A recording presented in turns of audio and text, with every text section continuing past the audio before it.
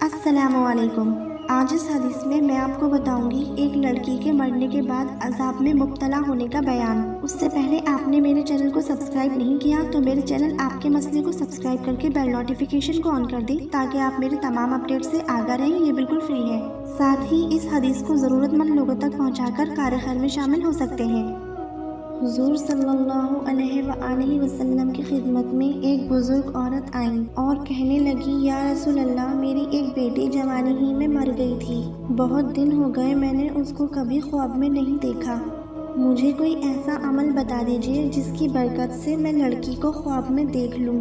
آپ نے فرمایا، تم جمعے کے دن رات کو 4 رکعت نماز نفل اس طرح پڑھو کہ پہلی رکعت میں الحمد کے بعد سورہ الشمس اور دوسری رکعت میں الحمد کے بعد سورہ واللیل ایک بار، تیسری رکعت میں الحمد کے بعد سورہ والضحیٰ ایک بار اور چوتھی رکعت میں الحمد کے بعد سورہ الم نشرح ایک بار پڑھو، اور نماز پڑھ کر سجدے میں جا کر اللہ سے دعا مانگو کہ یا الہی میری لڑکی کو خواب میں دکھا دے، اور پھر سو جانا، انشاءاللہ تم اپنی لڑکی کو خواب میں دیکھ لو گی۔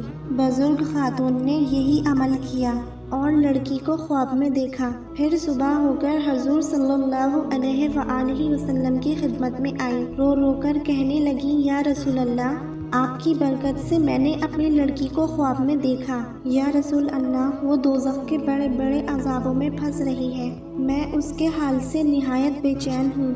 وہ میری بیٹی رو رو کر کہتی تھی کہ اے میری مہربان امی جان، یہ میرا حال رحمت عالم صلی اللہ علیہ وآلہ وسلم کی خدمت میں پہنچا دو کہ دعا اور برکت سے میں ان عذابوں سے نجات پاؤں، اور میرے اس عذاب کی خبر عورتوں کو سنا دی جائے کہ وہ میری طرح عذابوں میں نہ پھنسیں۔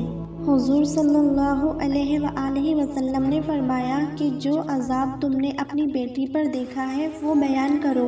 وہ بزرگ خاتون رو رو کر کہنے لگی، بولی، یا رسول اللہ، 10 طرح کے دیکھے ہیں اس پر عذاب۔ پہلے دیکھا میں نے اس کو یا نبی آتش دوزخ میں جلتی ہوئی۔ میں نے جا کر پوچھا، اس کے باعث یعنی تم کو کس لیے دوزخ ملا؟ یوں کہا اس نے، اے میری پاک ماں، ترک جو کرتی تھی سستی سے نماز، اس لیے مجھ کو ملی دوزخ میں جگہ۔ سر کو کھولے جو پھرا کرتی تھی میں، دل جہاں چاہتا تھا جاتی تھی میں، دیکھتے تھے سر کو نامحرم میرے، ہے عذاب سخت سر پر اس لیے۔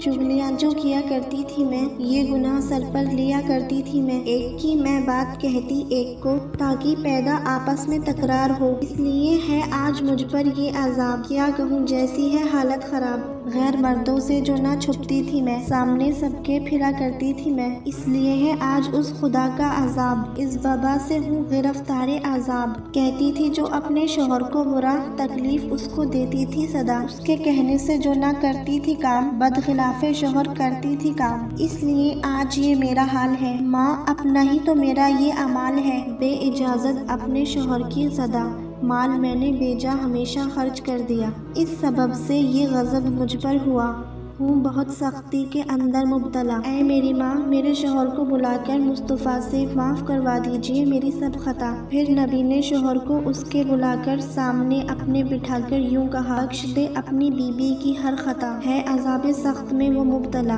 نبی کریم صلی اللہ علیہ وآلہ وسلم کے کہنے سے جب اس کے خاوند نے اس کو معاف کر دیا، پھر دوسرے دن اس کی والدہ نے اس کو خواب میں دیکھا۔ لڑکی نے اپنی ماں سے کہا، جب میرا شوہر مجھ سے راضی ہو گیا تب مجھے فضل حق سے ملی ہے جنت میں یہ جگہ۔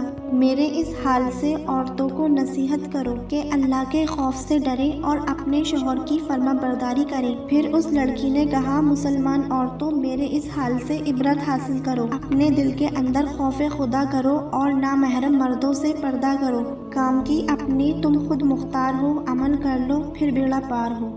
یہ حدیث اچھی لگی تو آپ اس کو لائک کر سکتے ہیں۔ مزید ایسی ہی سبق آموز حدیث دیکھنے کے لیے ہمارے یوٹیوب چینل ضرور سبسکرائب کریں۔ شان سے جیے، اپنوں کا مان رکھیں، اینڈ دا نیکسٹ ٹائم، اللہ حافظ۔